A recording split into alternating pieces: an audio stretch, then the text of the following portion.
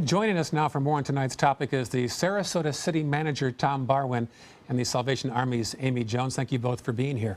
Good evening. Tom, what was your first reaction as city manager when you heard that a facility in Naples was dropping off a sex offender, homeless person on the streets of Sarasota?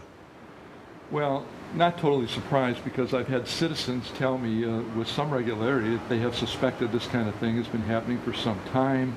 I've had folks who live downtown say that they were walking their, they've told me they've been walking their dog in the morning at the crack of dawn, and they've seen a van pull up to 5 Points Park and unload a half a dozen people who appeared to be homeless.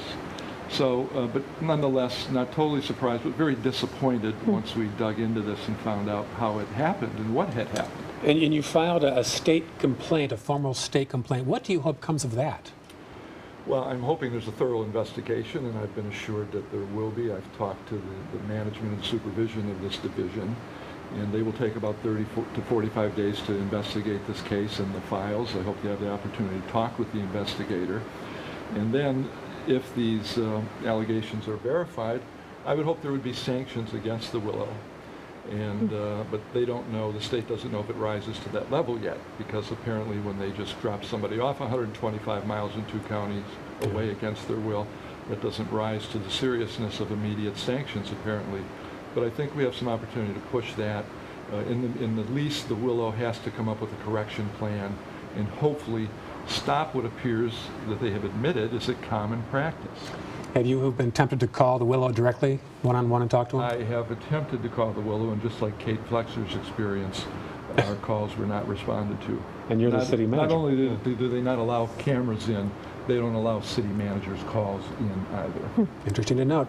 And Amy, when he got to your gates at the Salvation Army, he was not allowed in, correct? That's correct. He can't stay at our facility because we have families that stay in apartments right on the campus. But we were able to help him. We're going to treat him like any other person that shows up. We're going to offer choices for services. And you've got a system where you right away can find out he is a sex offender. I imagine he didn't have a lot of ID on him. How do you find that out?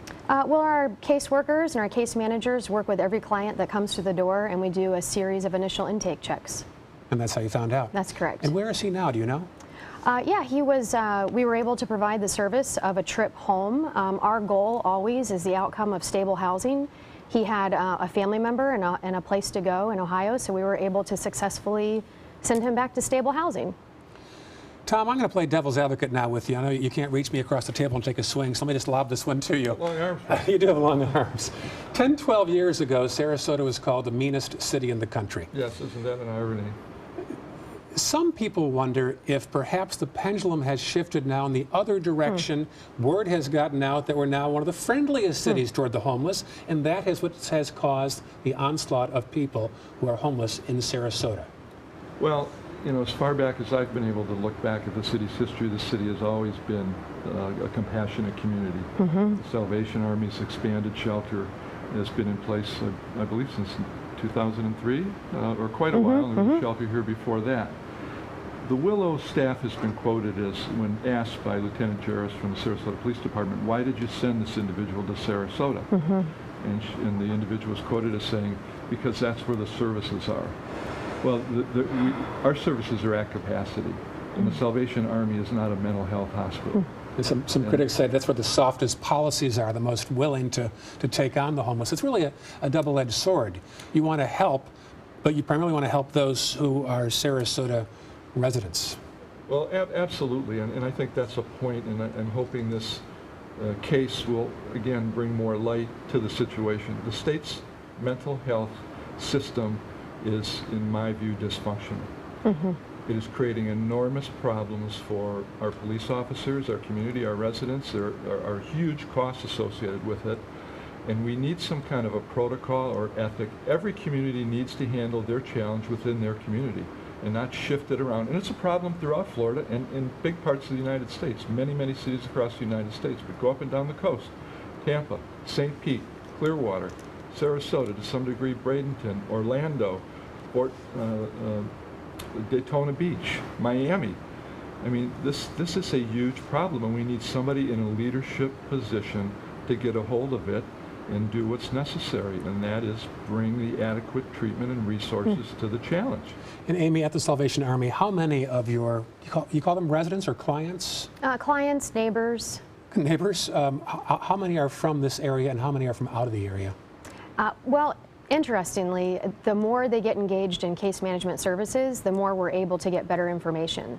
So for those who are coming just for a one-night stay, we're not able to get as much information, but even those, out of those, there's over 40% that are definitely from Sarasota. Some are unknown. A lot of those are from Manatee. Once they get engaged in case management services, we're able to verify that 84% are from Sarasota County. Now, I've lived here about a dozen years, and those who've been here that long as well realize that in the past few years, the floodgates have opened. There's been a discernible change in the number of homeless on our sidewalks, and you have felt it. You've been there just 2 years, I realize, but have you seen a bit of a change in your 2 years? I've seen the sidewalks clear, and then there seems to be, a recurrence. So they do shift around within our own parameters of Sarasota and Manatee counties. Our numbers have not gone up. We're actually lower. We've decreased the number who are staying overnight because our quality of life by choice model, the whole goal is to house people. We're not so much focused on homelessness as we are in providing housing solutions. Now, you've got a threshold, though. You don't take everybody.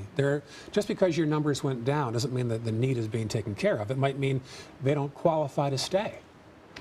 Some do not qualify to stay, but that's not the norm. That's the exception. Tom, do you think progress is being made on the homeless issue in Sarasota? Well, I do. I think there's been a lot of progress, and our homeless outreach teams believe the numbers are down as well, Ray. The individuals that are here are highly visible. They create a disproportionate demand on police services.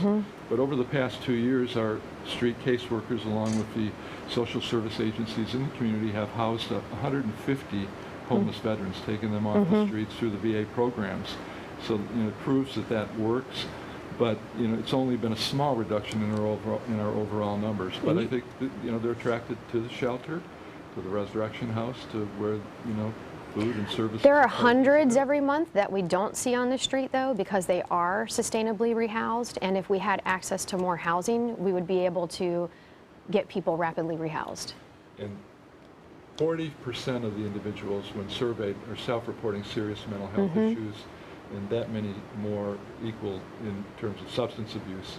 So our homeless outreach team believes that 75% of the folks on the street, conservatively, are really experiencing some serious mental health and substance abuse challenges. And we've got to figure out a system to treat it. And the last 3 decades have been littered with broken promises from the state and federal government in terms of funding community mental health programs, after virtually almost all of this country's 500,000 mental health beds have been closed and shuttered and shut down as the population has grown by 100 million That's people. true. Right? Yeah. In our final 15 seconds here, tell us the dollar figure that taxpayers are going to wince about.